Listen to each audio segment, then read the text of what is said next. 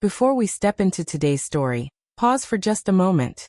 If you believe that relationships are simple, if you think loyalty is only tested in obvious ways, if you assume that betrayal always begins with a choice, then make sure you're subscribed to this channel. Tap the subscribe button. Turn on the notification bell. Because the stories we tell here don't shout. They whisper. They settle into your thoughts. And they stay with you long after the screen goes dark.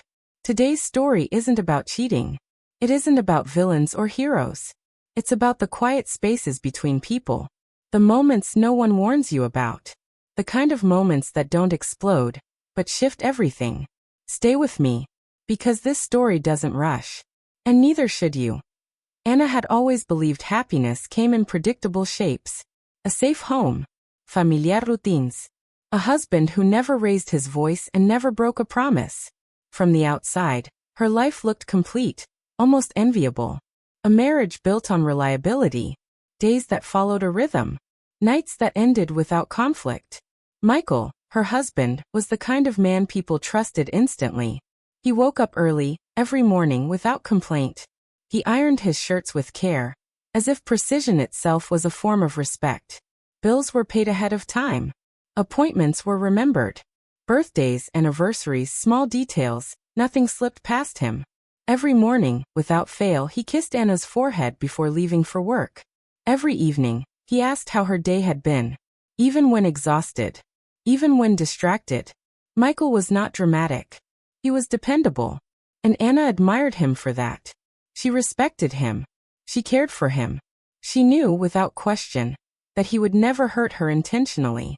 But somewhere along the way, so quietly she couldn't pinpoint when, it became clear that admiration and desire were not the same thing. At first, the change was subtle. Conversations that once wandered through dreams and possibilities slowly narrowed into logistics. What needed to be bought? What needed to be fixed? What needed to be scheduled? They still talked. They just didn't reach each other anymore. Laughter faded into polite smiles. Silences grew longer. Not uncomfortable, but empty. Michael wasn't cold. He wasn't distant. He was simply steady. Endlessly steady. And Anna began to notice what steadiness lacked. Late at night, she would lie beside him, listening to the even rhythm of his breathing. The sound was comforting. Familiar. But as she stared at the ceiling, a question would quietly surface. When did warmth replace fire? She never asked it out loud. She barely admitted it to herself.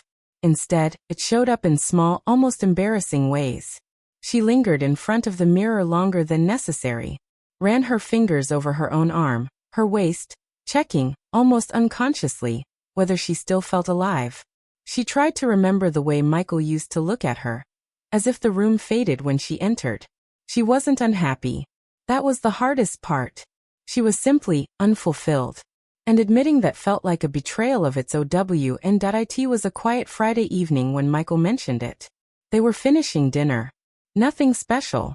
Just another familiar night. Michael wiped his mouth, leaned back in his chair, and said casually, "Oh, by the way, Darius is in town. My old college friend. I invited him over tomorrow night." Anna nodded politely. She'd heard the name before. Always attached to stories from Michael's past. Darius, the reckless one. The confident one. The friend who dragged Michael into adventures he'd never choose on his own. In Anna's mind, he became another version of Michael's acquaintances. Pleasant. Forgettable. Temporary. She didn't give it another thought. She would later realize how wrong that assumption was. The next evening, the doorbell rang. Anna walked toward the door with no expectations, just routine. But the moment she opened it, something shifted. Darius stood there with an ease that couldn't be rehearsed. Tall. Broad-shouldered. A relaxed confidence that didn't demand attention, but commanded it anyway. His eyes held warmth. And something else. A quiet spark of curiosity. "Anna," he said, smiling. Michael wasn't exaggerating. "You're even more beautiful in person." The words were simple. Not crude. Not forced. And yet, they landed like a spark in dry air. Anna thanked him politely and stepped aside as Michael rushed forward, pulling his old friend into a loud embrace. Their laughter filled the hallway. Stories tumbling over each other, memories resurfacing. Anna returned to the kitchen. Composed. Calm. But something about Darius lingered, like a presence that didn't disappear when you looked away. Throughout dinner, Anna noticed things she hadn't planned to notice.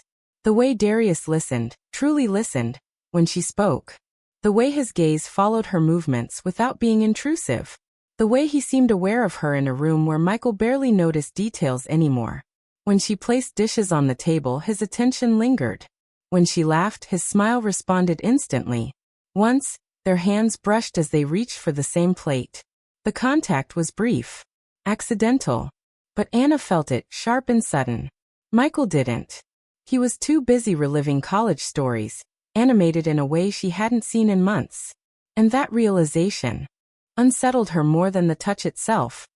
Later, as Michael and Darius moved to the living room with drinks, Anna stayed behind to clean. Water ran. Plates clinked softly. She sensed someone in the doorway before he spoke. "You've been quiet tonight," Darius said gently. "Just letting you two catch up," she replied, keeping her eyes on the sink. He stepped closer. Not threatening, not invasive. Just present. "Funny," he said quietly. "It feels like you're the only one I noticed." Her hands froze in the warm water. The words weren't wrong. They weren't inappropriate. But they carried weight. And Anna didn't step away. When she finally turned, he was close, but respectful. Close enough for the air to feel different. "Michael doesn't see it," he murmured. "The way your eyes speak before you do." Her heart stumbled. She should have ended the conversation. She didn't. He didn't touch her again. Didn't cross a line. He simply held her gaze long enough for her to remember something she thought she'd lost. That night, Michael fell asleep instantly. Anna didn't. She lay there, staring into the dark, replaying every glance, every pause, every moment that hadn't technically meant anything, yet meant everything. Nothing had happened. And yet something had. Something inside her had stirred. And deep down she knew. If Darius came back, her life would no longer remain untouched.